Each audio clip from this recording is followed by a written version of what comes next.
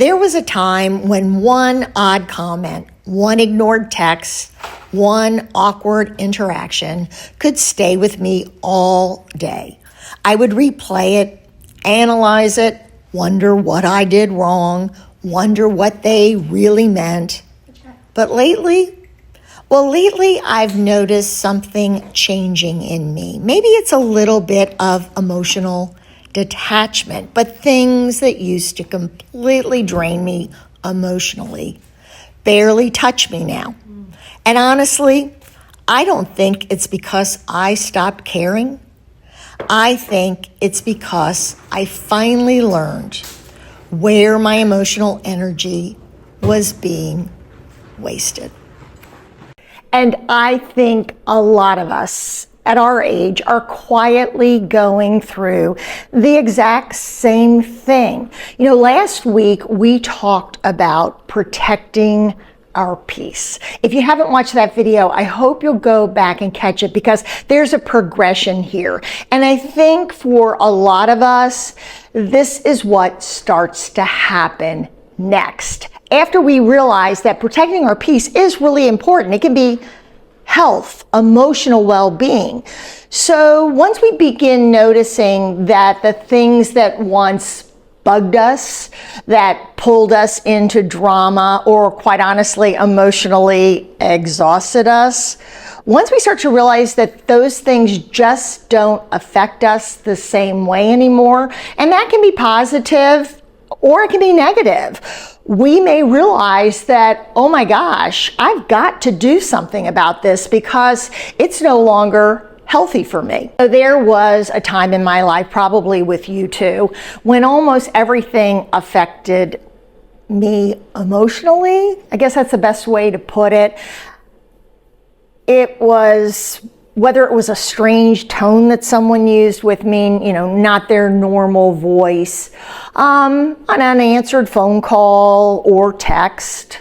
That started to happen later in our lives when we had cell phones. Maybe an interaction seemed a little bit off when you ran into someone in the grocery store. Maybe it was a sense of distance, or maybe they seemed distracted. And then I'd replay it in my head for hours. I really let it get to me. And sometimes I worried about it for days, like it was my responsibility, like I had caused something to happen. And I remember always wondering, did I do something wrong? Did I say something to somebody and it got back to them? Are they upset with me? What should I do? Should I pick up the phone? Should I call? How will I fix this? Something seemed off. Am I imagining it? And honestly, I was just exhausting myself. But lately, and I say lately loosely, honestly, this happened in my late 40s, my early 50s, something started to change. And maybe it was because I wasn't needed so much day to day, but I started to realize that things just were draining me emotionally. They just didn't hit the same anymore. I didn't have the bandwidth, right? We say that all the time. And no, I don't think it's because I stopped caring about what my friends and my family and my relationships thought about me or how I handled something. I think it's a little bit of wisdom, and because life finally taught me where my emotional energy was being wasted, and quite honestly, where I needed to be spending it. Getting away from that whole idea of wasting. I think a lot of men and women our age are going through this. And like I said, it could have started in your late 40s, your 50s, now in your 60s, your 70s. But for me, I really was aware of it in my early 50s. And at first I thought I was changing, I was becoming a little cold, like, well, I just don't care about that anymore. But what I realized is I wasn't becoming heartless. I was still the same person. I was just a little more aware. Maybe age was bringing me a little wisdom that I needed, because after enough life experiences, the good, the bad, the difficult, don't we just all start recognizing patterns faster? Hey, I've seen this before. You start realizing that not every disagreement is a crisis. Wasting 20 minutes in the car just thinking about the same thing over and over and over again isn't necessary. Not every silence needs to be filled. Not every misunderstanding needs an emotional investigation, a mental kind of going through the bullet points, one after the other. So yes, I used to absorb everyone else's moods, everyone's energy, everyone's opinion. Maybe you did the same thing. If someone was upset around me, I felt a bit of responsibility, like I was capable of fixing it. And if someone pulled away, I immediately questioned myself, my actions. What did I do? What did I say? Did I say too much? Did I forget to say something? Did I not ask enough questions? What did I do? And if someone did misunderstand what I had said, and that happens to all of us, I found myself over-explaining myself. Not making excuses, but just trying to justify by using too many words. And I know a lot of us do this because I look back at my own friendships and I realize that I've been guilty of it. If you think about your life, most of us have spent years being a caregiver in one way or another. It could have happened at the office, could have happened with children, it could have happened with parents. But if you're the responsible one, you become so used to managing. We manage the holidays, we manage family events, family get-togethers, emotions, yours and everybody else's. We are the ringleader at the circus, right? But eventually we realize that we've never let ourselves relax. We've never let our nervous system have a day off. So we've almost trained ourselves to stay emotionally alert at all times. And I find myself looking for problems, or at least I used to. I think I've kind of stopped that. Watching, analyzing, adjusting what I say, what I do, what topics I bring up, how I approach things. But after enough life experiences, we all realize that, not all friendships were meant to work long term. Not all relationships were meant to stand the test of time. Difficult family dynamics, sometimes you just have to learn to navigate it because you realize you can't fix it. Enough giving people the benefit of the doubt while ignoring your own intuition. When you get a handle on that, something begins to shift. When you start to see it for what it is, something starts to shift. It just doesn't work for us anymore. And quite honestly, we're getting older. We're getting a little more tired, mentally tired, physically tired. And it's tired. It's not angry. It's tired inside our souls, inside our being. And I think that for some people, emotional attachment or emotional detachment isn't a punishment.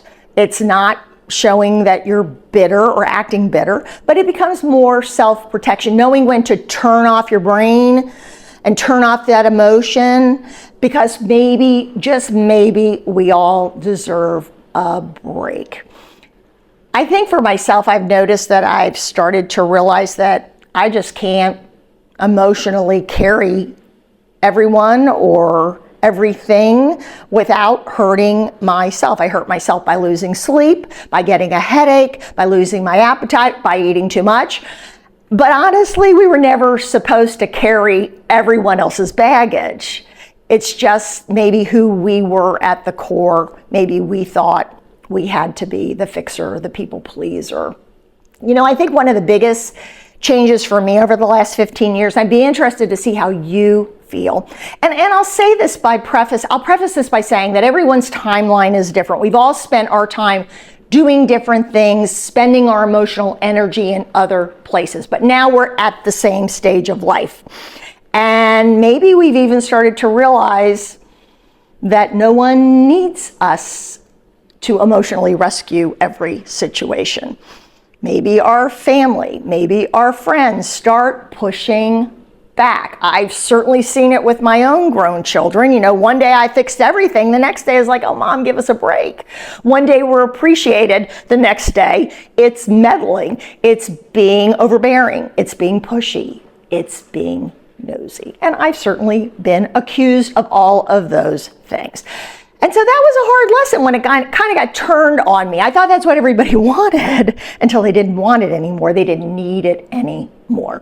Because for years, many of us believed that being a good person, a loyal person, means fixing situations, smoothing things over, keeping everyone comfortable, making sure that things are fair, making sure nobody's misunderstood, loving everyone in our lives enough, giving them what they need. But now we're getting a little more positively selfish because we're getting older. And I realize that I let a lot of people misunderstand me along the way because of my actions. And sometimes now I just have to let silence be silent. I don't have to excuse myself. I don't have to answer every request, every need. And that honestly used to feel pretty impossible for me. I call myself the queen of closure. You know, like I needed to feel in control or understand what had happened, why it had happened. And I used to think that peace came from resolution.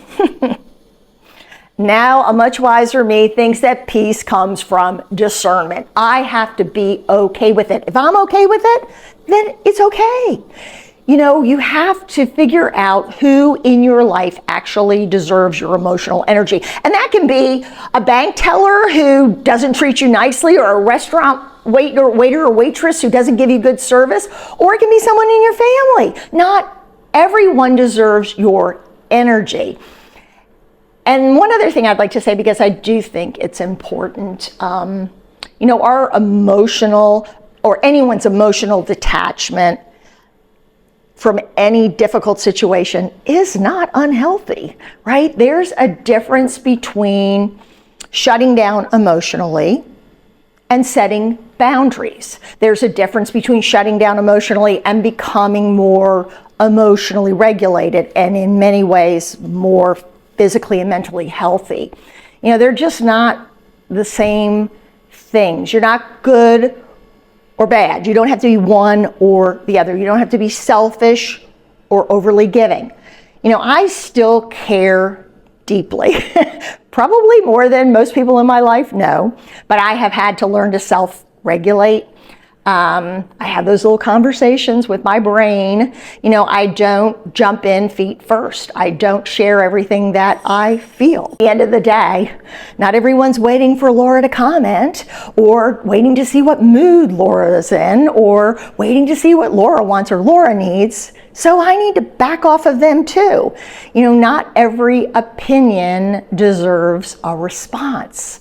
Not every conflict deserves your 2 cents. And I can see where people might think I'm a little pushy or a little nosy, because you ask a lot of questions when you're trying to fix everyone else's problems. And not every relationship, not every friendship in your life deserves unlimited access. And I'm not always comfortable with this, you know, new way of thinking. And do I make mistakes from time to time? Absolutely. And will everyone like this older version of us that stands up for themselves a little bit more? The one that no longer over-explains or over-gives or overreacts or overextends ourselves emotionally? You know, some people, sure, the ones that benefited from that version of us may pull back. They may decide that, well, she's just not the same anymore. Doesn't she think a lot of herself these days? But when you become calmer, quieter, you know, you put those boundaries into effect, a lot of people that you deal with aren't going to like it. But I think at the end of the day, what the people closest to us are really noticing is that they no longer have unrestricted access to our emotions. When they say jump, we don't say how high. We get to protect our emotional energy. And I honestly think, for me, that's changed my perspective. I don't look at every problem as a problem anymore. And I'm okay saying that's their problem, and I'm sure that they'll be able to handle it. And I've also realized that our peace is really precious. Our energy needs to be spent wisely. We just don't have the bandwidth to give and give and give and get all wrapped up. And we can't spend the rest of our days upset over things that won't matter next month, next week, next year. It's not always easy to do it, but we don't need to have the last word. We don't need to have closure from people who can't give it or don't want to give it.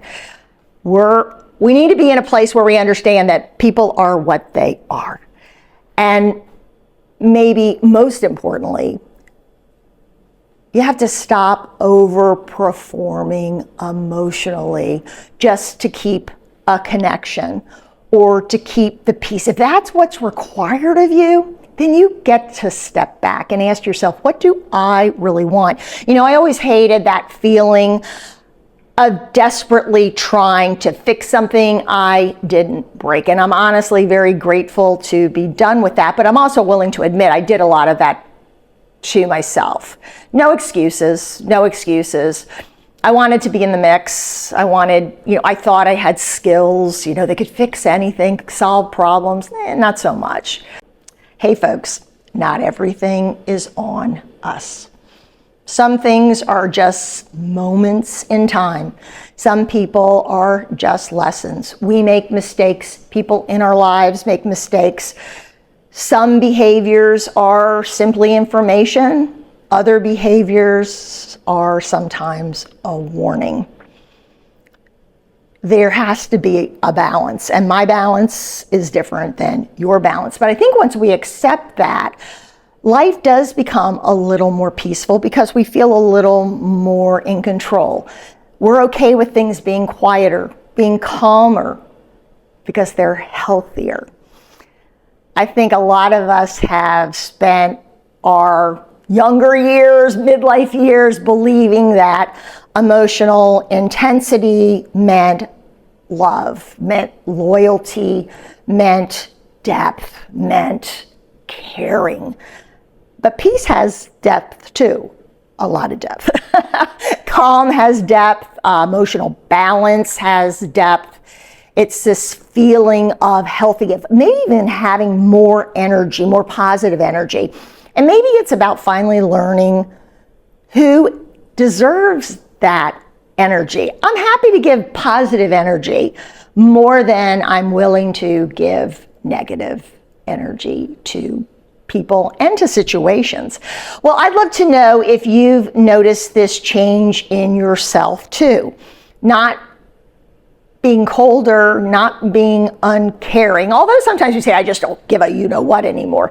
Just being more proactive of your own peace. Well, I look forward to hearing your comments. And what are you going through? What boundaries have you put in place so that you can have a healthier life emotionally, mentally, and yes, even physically? Well, take care. I look forward to seeing you next week. Bye-bye.